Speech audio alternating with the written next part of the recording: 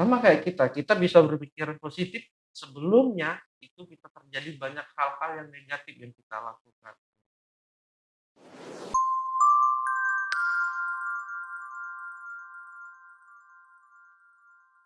Assalamualaikum warahmatullahi wabarakatuh. Waalaikumsalam warahmatullahi Selamat wabarakatuh. malam teman-teman semuanya. Berjumpa lagi bersama kita dalam acara sharing positif, ngobrol positif setiap malam gitu ya. Sharing-sharing positif tentang ilmu, tentang motivasi dan juga kehidupan dan sosial. Malam hari ini kita agak berbeda nih. Kedatangan Bang Kiki.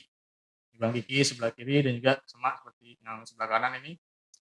Tak henti-hentinya lihat mukanya nih, udah bosan banget ya. Ada Fahmi dan gua sendiri Ari. Jadi malam hari ini kita mau ngobrol apa nih kira-kira nih? Mungkin sebelumnya di sharing positif ini kan memang betul, karena kita memang lingkungannya di sini itu yang positif gitu. Jadi kenapa nggak sekalian di-share gitu loh Bang, awal mula terjadinya konten sharing positif itu seperti itu. Karena memang lingkungannya positif, kenapa sih nggak sekalian kita record aja deh, sayang gitu kan. Terus kita share nih ke teman-teman, mudah-mudahan aja ada baiknya itu, ada yang baiknya bisa diambil untuk pelajaran. Kalau menurut saya sih timbulnya sharing positif ini karena ada hal yang negatif. Bisa. Masuk akal. Kalau Iya. kalau nggak ada hal yang negatif, maka sharing positif ini kemungkinan nggak ada. Jadi kita kaji adalah hal yang negatif itu sebenarnya bisa diubah menjadi positif. Misalkan dari sudut pandang, pemikiran, tingkah laku, dan perbuatan. Dari perbuatan kita yang dulu, kita bisa tahu hal negatif. Ini, oh sudah negatif, saya harus jadi ubah positif. Kalau kita tidak bisa menilai itu, maka sharing positif ini nggak bakalan tahu. Mungkin sama kayak halnya, badan gue sehat nih. Nah, karena adanya sehat pernah sakit gitu loh ya, sama aja mungkin seperti itu. Kenapa adanya sharing positif ya mungkin ada juga negatifnya gitu kan. Karena emang kita di dunia diciptakan dengan dualisme itu tadi. Ada jelek, ada bagus, baik dan buruk dan sebagainya. Dualisme itu melekat tuh, nggak bisa dihilangin salah satunya gitu. Kayak gue pengen baik nih Bang, karena ada baik ada buruk. Nah, gue kan pengen baik, buruknya gue hilangin bisa nggak? Sebenarnya baik buruk itu hanya penilaian menurut saya. Hanya penilaian. Hanya penilaian. Tapi yang terkadang jadi hal buruk itu posisi dan tempatnya yang tidak tepat. Jadi maka dinilainya buruk. Tapi ada di posisi yang lain, itu bisa jadi hal yang baik. Jadi kita di sini jangan terpengaruh ibaratnya, wah ini negatif nih orang. Kita nggak tahu.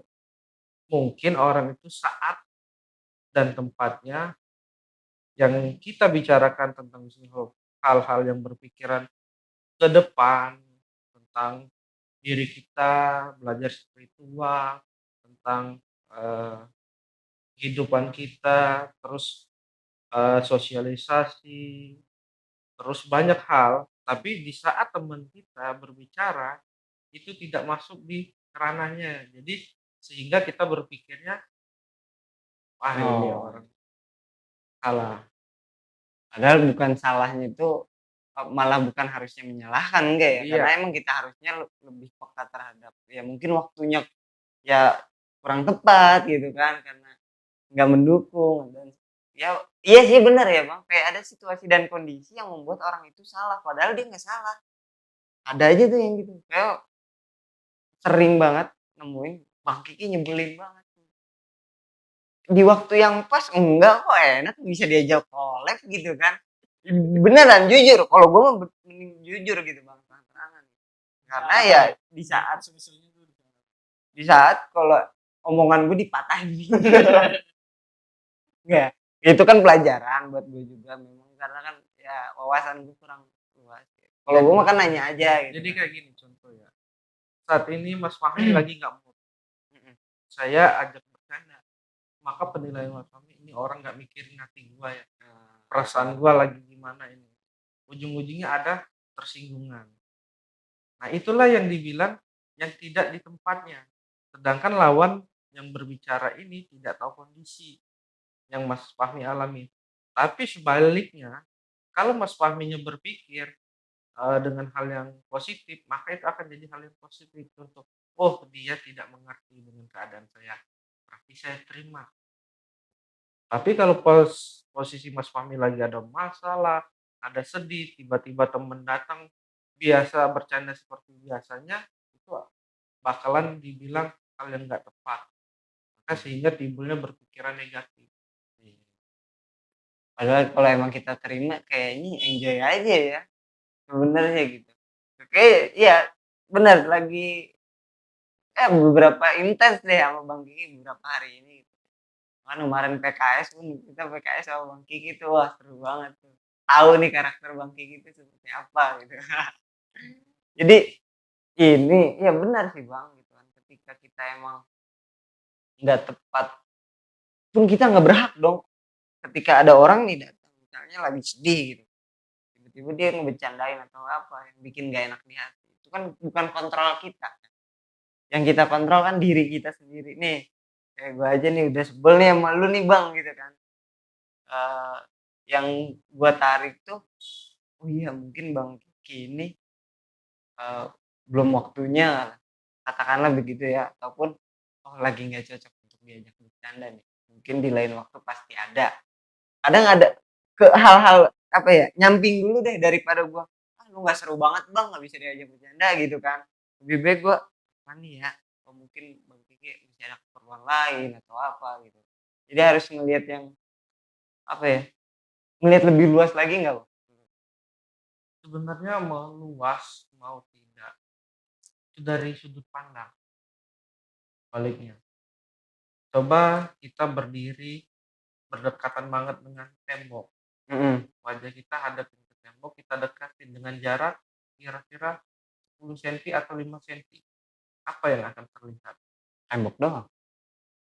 Gelap, karena nggak kelihatan kalau udah jarak 5 senti atau 10 senti itu. Heeh.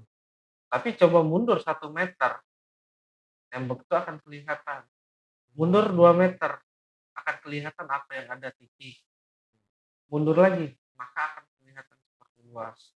Jadi, apabila ada teman kita yang belum sampai dalam arti pemikiran, kita harus maklumin.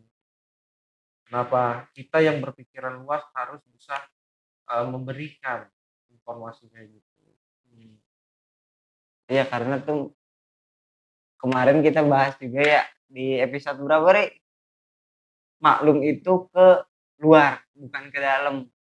Karena kalau yang di luar bukan kontrol kita, tapi kalau yang di dalam diri kita itu kita yang kontrol. Karena kan ada aja, soalnya gua kemarin gini Bang, ngalamin maklumnya tuh ke dalam. Ada, eee, segala sesuatu ini diizinkan oleh Allah, oleh Tuhan ya. Sampai gua malas pun diizinkan. Pemikiran Nah, itu. mikirnya seperti itu ya kan. Ternyata setelah dipelajari lagi, oh ternyata salah penempatan nih, ya kan. Ya memang betul segala sesuatunya kan, dikehendaki oleh Allah gitu, tapi kan gua kemarin bertamengnya kayak gitu, oh gua males kehendaknya Allah gitu. Ternyata kan salah gitu loh Bang. Yang menilai salah siapa? Yang menilai salah gue sendiri pada saat itu, setelahnya ya. Setelahnya, oh kayaknya gue salah nih, gitu. Enggak juga saya bilang. Kenapa tuh? Kenapa? Kenapa bilang Terkadang kita porsikan diri kita dengan melebihin kapasitas. mhm, Waktunya, badan kita, pikiran kita istirahat, tapi kita perpanjang kegiatan kita. Jadi sehingga timbulnya, eee, rasa capek, males, karena itu. Nah, salahnya di mana? bener. Salahnya Iya ya, sebenarnya ada faktor yang membuat itu ya, sebelumnya tuh. Padahal kalau emang nggak mau terjadi seperti itu. nah itu tadi adanya sharing positif itu karena banyak hal yang terjadi di luar sana yang sudah tidak sesuai dengan hal Iya. yang sekarang ini yang kita bicarakan tentang sharing positif. Maka timbullah adalah kata motivasi. Mhm. Padahal kalau mau dipikirin sejak lahir kita udah dibilang motivasi itu banyak. Contoh, anak laki-laki lahir, wah kamu jagoan, kamu hebat. Padahal dia posisi sakit. Itu kan kata-kata motivasi, walaupun bayi itu tadi tidak mengerti, tapi dia bisa mungkin rasakan, wah bapaknya memberi semangat. Jadi Benar. faktor yang benarnya adalah karena kita tidak waktunya badan istirahat, kita pergunakan waktu yang tidak jelas sehingga rasa capek. Tapi kalau waktu yang seharusnya waktu istirahat dan kita kerjakan untuk hal yang lebih baik dan manfaatnya lebih besar, saya rasa untuk rasa capek itu nggak ada, Itu secara otomatis kayaknya. otomatis. Jadi menurut saya itu nggak salah. Hmm. Yang salahnya adalah kita yang belum bisa apa namanya, kita melakukan ini faktor yang akan terjadi apa, seperti iya. itu. Ya karena kan ini Bang, kemarin itu masa lalu, sekarang kenyataan, besok misteri. Kata siapa? Iya, Ada kata-katanya seperti itu. Kalau Google. yang di luar-luar. Google. Kan banyak tuh di IG ya kan. Jadi gimana? Kalau dulu Kalau kemarin itu, yang udah lewat itu masa lalu. masa lalu. Nah, Masa lalu diukur dari Jadi yang masa satu hari. sudah terjadi. Yang sudah terjadi itu masa lalu. Simple past tense kalau nggak apa present. Aduh bahasa Inggris gue kurang lagi tuh ada. Coba dibenarkan ini yang nonton biar nggak salah paham. Ya, Coba Mas Hari, gimana yang lebih tepat kata-katanya tadi? kemarin masa lalu. Hari ini kenyataan. Nih sekarang nih kenyataan. Nanti misteri. Kata siapa? Jangan yang ngomongnya gua gitu, tapi gua dapet itu dari luar juga gitu. Nah, mungkin bisa kita bedah nih di sini, men. Ya kan? Menurut Coba lo kan, kemarin masa lalu tuh kayak gimana? kalau yang namanya masa lalu itu tidak akan diulangi lagi. Tapi kalau masih terulang lagi, itu belum jadi masa lalu. Atau Nah, jadi kalau saya bilang waktu yang sudah dilewati. Ya, kalau masa lalu, contoh opening, kalau mau dipikirin masa lalu, nanti besok kita punya acara lagi openingnya kayak gitu lagi. Bisa nggak itu dibilang masa lalu? Masih dipakai di masa sekarang. Karena repeat. Kalau Nah, repeat itu menurut jadi lo kalau belum menurut saya sendiri pribadi, masa lalu itu adalah waktu yang sudah kita lewatin, apakah itu kita manfaatin dengan benar, dengan baik, ataukah waktu yang kita lewatin itu melakukan hal-hal yang tidak baik. Maka waktu yang sudah kita buang sebenarnya. Nah, kalau sekarang adalah waktunya kita menjalankan, bukan kenyataan. Waktu yang sekarang kita adalah yang kita harus jalankan. Nah, supaya di kedepannya nanti lewat 1 menit atau besok harinya, kita sudah akan terarah, bukan sebuah misteri. Emang misteri itu dalam arti besok kita akan sakit atau enggak. Emang semua kehendak Allah, tapi minimal kita hari ini adalah melakukan kegiatan yang sehat, berpikiran positif, melakukan hal yang baik. Sehingga apapun yang akan terjadi besok, itu akan sudah kita ciptakan sendiri dan besok akan jadi lebih baik. Dan tidak ada penyesalan. Jadi yang benarnya adalah yang benarnya itu. yang bisa kalian tangkap. Karena pun di sini jujur aja, ya makanya serunya itu karena kan banyak kepala nih ya kan, banyak pemikiran-pemikiran yang berbeda-beda gitu. Ini kan 3 orang di sini aja sebenarnya beda gitu. kalau menurut saya nih, sejak awal semua itu ada dua. Ada yang berpasang-pasangan.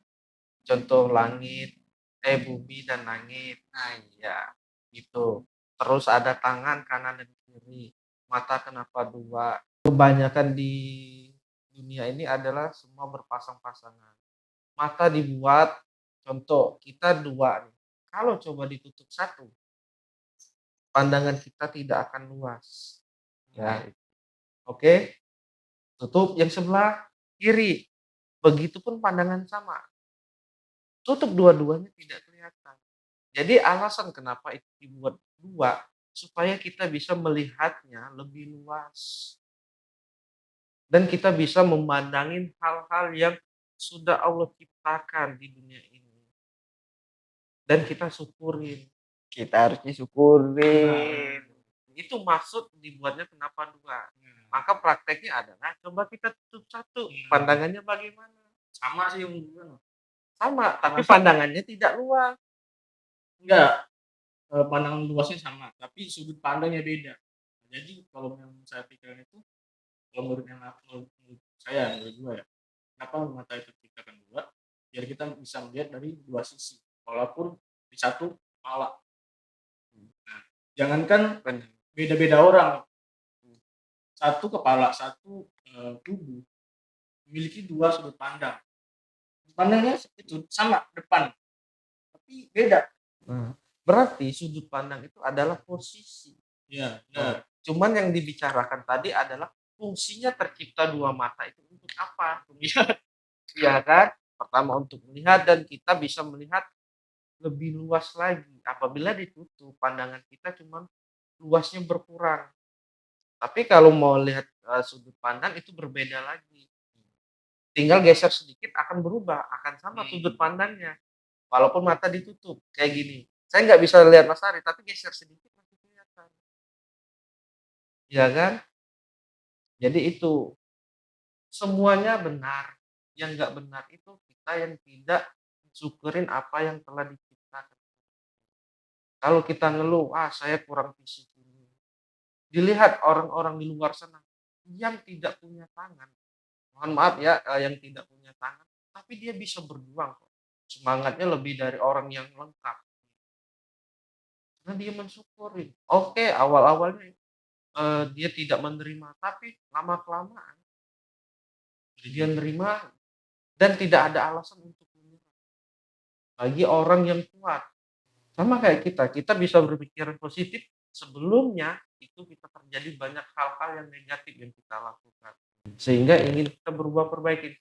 Kenapa? Hal yang negatif kita lakukan itu nggak ada hasil. Ya kan? Hasilnya selalu seperti ini. Coba kita berpikir positif dan berbuat baik. Apa nih hasilnya? Ternyata hasilnya enak. Merubah diri kita sehat, pikiran kita nggak terlalu stres. Hal yang kita lakukan pekerjaan kita enjoy tanpa disuruh perintah kita jalankan. Itu sebabnya kenapa kayak gitu. Dan faktor yang terjadi kayak gini, kita berpikiran membuat acara sharing positif ini, apa yang akan terjadi buat diri kita. Besoknya, setahun 1 bulan kemudian, 1 tahun kemudian, 2 tahun kemudian, apa yang akan terjadi buat diri kita. Kita lihatin. Karena kita harus berani juga evaluasi diri sendiri. Jangan cuman mengevaluasi orang doang. Karena kan ya jujur aja gue pribadi pun kemarin-kemarin rasanya masih lu begini-begini keluar melulu gitu loh. Tanpa disadari sebenarnya ya gue sama aja seperti itu pas waktu dulu gitu. Ya Jadi, sekarang kan lagi belajar juga nih gitu. tujuan saya diundangnya buat apa? Masih tanda tanya. Masih tanda tanya. Karena kemungkinan besar gitu. Soalnya takut bosan gitu ngelihat muka kita bertiga sama Bang Riko. Jadi biar fresh ada Bang Kiki. Yang Sebenarnya tuh banyak